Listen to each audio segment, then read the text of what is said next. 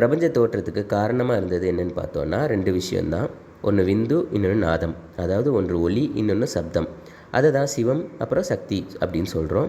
பிரபஞ்சம் மட்டும் இல்லை, அதில் இருக்க கிரகங்கள், மனிதர்கள், நட்சத்திரங்கள், கோள்கள், பஞ்சபூதங்கள், உயிரினங்கள் எல்லாத்தோட தோற்றத்துக்கும் காரணம் இதுதான். இதில் விந்துவின் சாரமாக பாதரசத்தையும் நாதத்தின் சாரமாக கந்தகத்தையும் சித்தர்கள் சொல்கிறாங்க. அதுபோல் மனித உடலில் விந்துவின் சாரமாக உயிரையும் நாதத்தின் சாரமாக உடலையும் சொல்லப்படுது.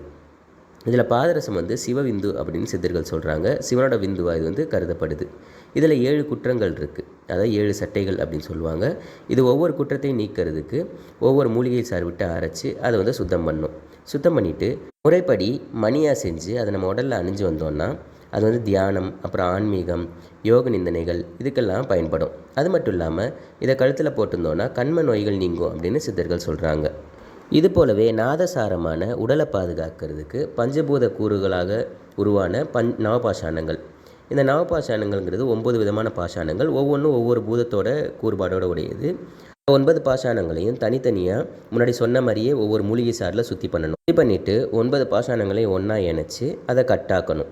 அதை தேனில் உரசி வாரத்துக்கு ஒரு தடவை சாப்பிட்டு வந்தோன்னா எந்த நோயும் அணுகாமல் உடம்பை பாதுகாத்துக்கலாம்.